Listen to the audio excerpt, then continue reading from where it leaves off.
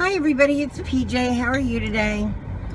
I heard about a suicide this morning, and it's a young person, and lighting's gonna be bad. It's a bright day out, and I'm going through trees and stuff. Just deal. I'm going through the UAD, University of Delaware. It's so nice here. I love it. I love it. They have a restaurant here called Vita Nova, and it only has like 8 tables, and you go, and it's the University of Delaware students that run the restaurant and cook and all that. It's almost like a Top Chef, like it's all artisan kind of food and amazing. Like, I've had some of the best meals, probably the best. I had duck. And I don't eat duck a lot because I feel badly because they're just so domesticated. Like, we have ducks that walk right up to you in my neighborhood because I'm on the bay. But duck ravioli, I love duck though, but I try not to eat it. But I did eat it this day, and it was duck ravioli, and it was ridiculous. Like, I'm not even sure where I'm supposed to stop. I guess it's up here. It was the most ridiculously good food I ever ate in my life. The bread there is sick. They make it all themselves. It's all this artisan stuff you'd never think to put together. The salads are tableside salads, created for you, dressing created for you. Ridiculous food, and it takes you forever to get a table there. You have to kind of plan a month or 2 in advance, but their food is just ridiculous. I've never had anything I didn't go crazy for the entire time. So anyway, I did hear some sad news. I heard about, I don't know why that all came up with Vita Nova, but Jeff used to take me there, and it was like my birthday dinner usually. I heard about a suicide this morning of a young person, so I wanted to talk to you guys about suicide and how much that's a permanent solution to a very temporary problem. And it doesn't matter what you're dealing with. Like, right? Like, people think, you know, that just the shut off of emotion is the answer. There's a desperation where if it just stops, I'll be okay. And what the problem is that I feel like the medicine doesn't seem to work very well. From what I've seen of depression, so many people I know that deal with depression are medicated on this stuff that just really kind of spaces them out. It doesn't allow thought. And I think without that, I don't know how you're going to ever get through that depression. Like, you have to realize, and I hope that you all realize that there's never, I don't care if somebody leaves you, I don't care what it is, there's nothing worth taking your life. Like, nothing worth ending your life, because there's always something new on the horizon, and you might not be able to see it or feel it. You might not believe it, but you need to just know it, because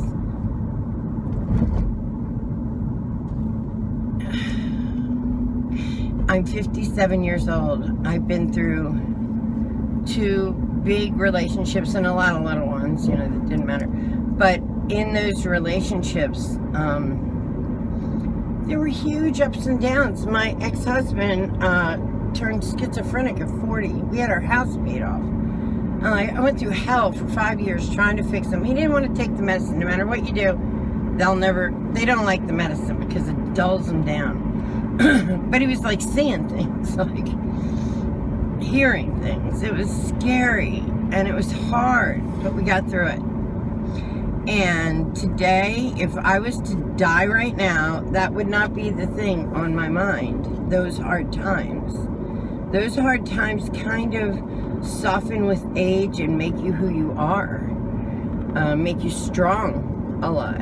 And, you know, you have some people, it's almost like the easy way out. When you look at it, an astrology chart about suicide. And I'm talking about premeditative, like you're thinking about it and you're dwelling on it and all that.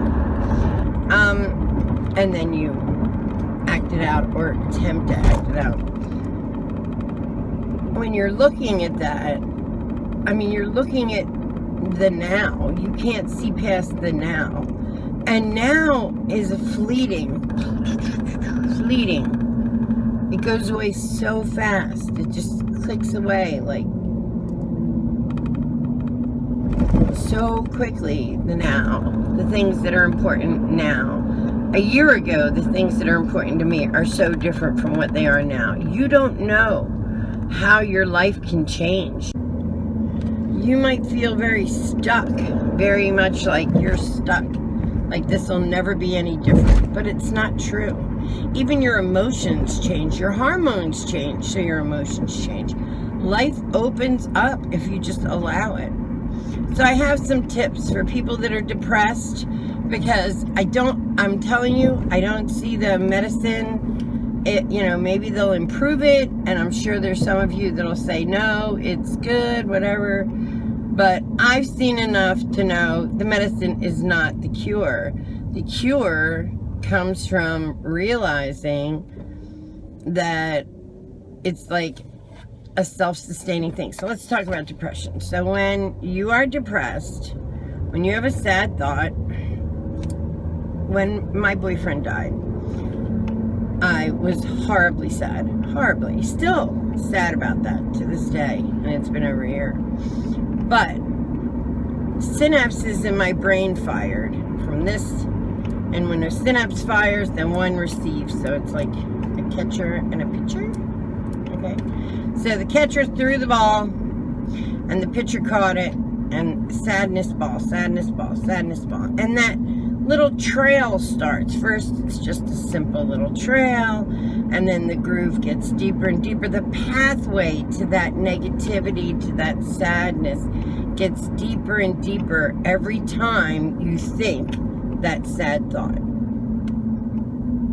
So, your brain doesn't know. Your brain doesn't know that you're sad. Like, your brain is just an organ. You are not your brain, guys. You can trick. If you're your brain, why can you trick it? Like, that's what. So you are not your brain. You are the soul behind you. That your brain is the hard drive, and you're telling it what to do. And the thing about brains is they have memory. So what they do is they remember the snap. The pitcher and the catcher, the line. And the longer and the more you dwell on that sadness, whether it's real, not real, hormonal, chemical, doesn't matter.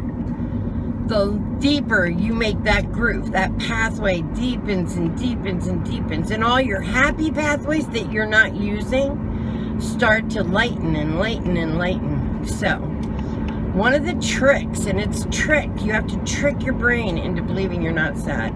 Sounds crazy, but it's true. So, one of the tricks is you put a pencil in your mouth and slide it back. Because that pencil in your mouth is going to tell your brain it's smiling. And then the synapses for happiness start to snap off. And that pitcher and catcher starts catching. And the more you trick your body into believing that you're happy, the deeper the happy groove gets, and the more shallow the sad groove gets. So if every time you feel sad, you start fake laughing, swear to you, there's reports on this crap. You start like, aha, like fake laughing. Your body doesn't know, your brain doesn't know it's fake.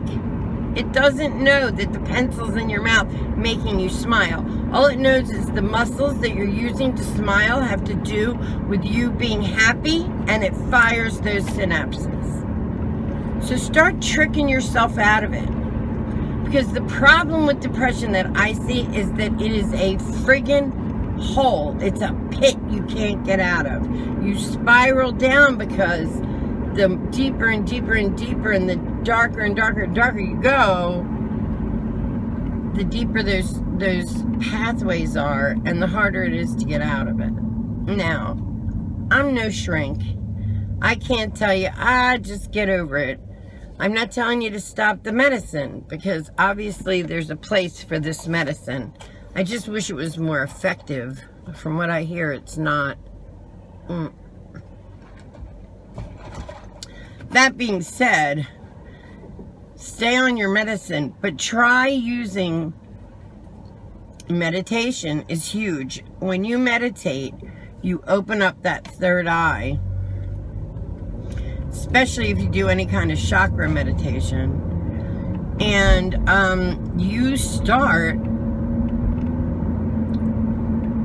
there's a calmness that you get from that I get from meditation, and there is a feeling of knowing that that you are in the right place, that you are on the right path, that you are on the right vibration, no matter what your path is. It could be terrible. You could be sitting in jail. You could be anywhere, like having the wrong thing every day. Doesn't matter. You're where you're supposed to be. You are in the learning cycle, and that's how you feel with meditation.